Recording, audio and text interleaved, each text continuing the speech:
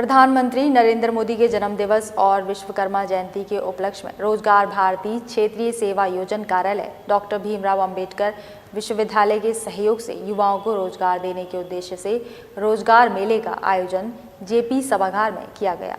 रोजगार मेले का शुभारंभ प्रदेश सरकार में पर्यटन एवं संस्कृति मंत्री जयवीर सिंह, रोजगार भारती के संरक्षक पूरन डावर द्वारा भारत माता और विश्वकर्मा के चित्र पर माल्यार्पण और दीप जलाकर किया गया। आगरा आए उत्तर प्रदेश सरकार के कैबिनेट मंत्री पर्यटन एवं सांस्कृतिक मंत्री जयवीर सिंह के साथ wedding industry association Uttar Pradesh के पदाधिकारी ने मुलाकात की और उनके समक्ष उत्तर प्रदेश को भारत का पहला डेस्टिनेशन वेडिंग स्टेट बनाने की मांग रखी। रोजगार मेले में देश भर की 50 से अधिक नामचीन कंपनियों के द्वारा करीब 3000 युवाओं का साक्षात्कार लिया गया, जिनमें 800 से अधिक युवाओं को रोजगार दिया गया। रोजगार पाने वाले अभ्यर्थी और 5 स्ट्रीट वेंडरों को प्रमाण पत्र देकर सम्मानित किया गया। काफी समय से रोजगार की तलाश में जुटे इन युवाओं द्वारा रोजगार मिलने पर खुशी व्यक्त करते हुए प्रधानमंत्री नरेंद्र मोदी को जन्मदिन की शुभकामनाएं दी। एक स्थान प्राप्त किया है। आज से पहले प्रधानमंत्री नरेंद्र मोदी जी नहीं थे, उससे पहले हमारे देश की क्या हालत थी।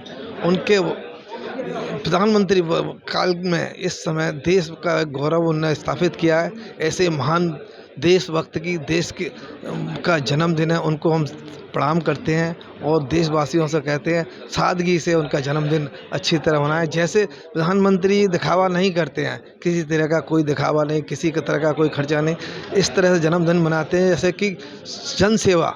उन जन्मदिन में उनने ऐसा उद्देश्य किया कि उनकी सेवा करिए, जनता की गरीबों की सेवा के लिए कोई उद्देश्य है, किसी उद्देश्य के रूप से काम कीजिए। आज जैसे लोग यहाँ पे हमारे यहाँ रोजगार मेला लगाया, इस तरह के कार्यक्रम करने का ही उनने उद्देश्य है।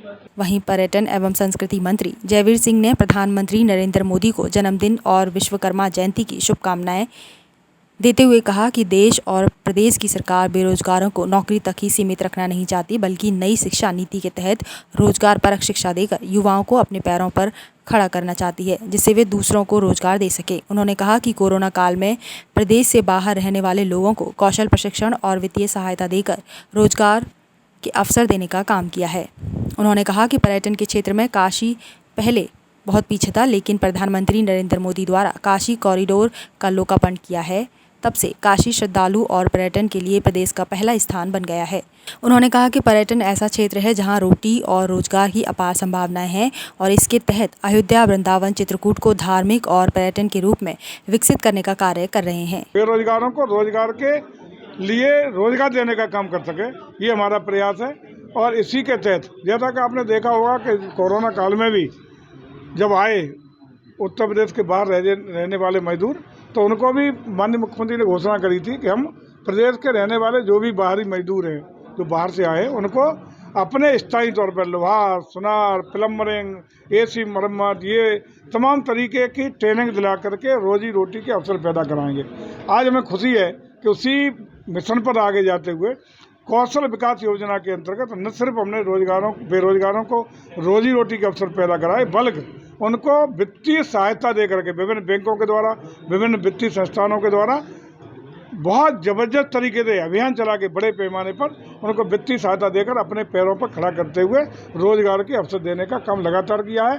कल भी माननीय मुख्यमंत्री ने, आपने देखा होगा, बहुत बड़े पैमाने पर बैंकों के द्वारा ऐसे बेरोजगार नौजवानों को चेक दिला करके मेले के तहत अभियान चलाने का काम किया। जयवीर सिंह द्वारा वेडिंग इंडस्ट्री एसोसिएशन की पोस्टर, जो कि उत्तर प्रदेश की डेस्टिनेशन वेडिंग स्टेट के रूप में बनाए जाने को लेकर था, उसका पदाधिकारी की उपस्थिति में विमोचन किया गया। संगठन के पदाधिकारी की बात सुनने के बाद कैबिनेट मंत्री जयवीर सिंह ने कहा कि बहुत ही अच्छा सुझाव है। सुझाव और विचार का स्वागत हम करते हैं। लगातार हमारे द्वारा प्रयास किया जा रहा है कि हम प्रदेश के ऐतिहासिक स्थल और धार्मिक स्थल जो महत्वपूर्ण स्थलों पर हैं, उनको PPP मॉडल का व्यवसाय की दृष्टिकोण से दिए जाएंगे। ये सभी 9 साल की लीज पर सरकार द्वारा दिए जाएंगे। +30+2 यानी कुल मिला के 62 साल के लिए PPP पर देने का निर्णय लिया है। तमाम हम लोग इस तरह के डेस्टिनेशन PPP पे देने में सफल भी हुए हैं। बहुत लोगों का आकर्षण है, उसमें लोग सम्मिलित हो रहे हैं और कुछ डेस्टिनेशन और देने जा रहे हैं।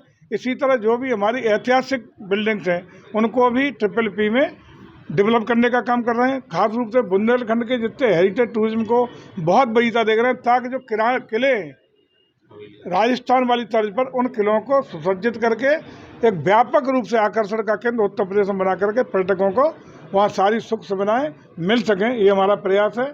हम उत्तर प्रदेश को सांस्कृतिक रूप से, धार्मिक पर्यटन की दृष्टि से और आध्यात्मिक पर्यटन की दृष्टि से, ऐतिहासिक बिल्डिंगों के रूप में, चाहे आगरा का ताजमहल हो, इसको भी, चाहे बटेश्वर नाथ धाम का हो, चाहे बगल में ब्रज का हो, ब्रज क्षेत्र को हम पूरा पर्यटन के क्षेत्र में बहुत ही आकर्षण का केंद्र बनाने के लिए बहुत तेज गति से आगे बढ़ रहे हैं।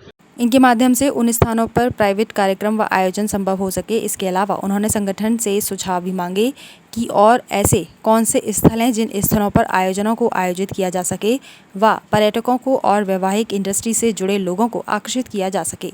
संगठन के पदाधिकारियों को लखनऊ का आमंत्रण भी दिया। इस पूरे विषय पर बिंदुवार चर्चा के लिए आश्वासन भी दिया। इस मौके पर प्रमुखता से मौजूद रहे।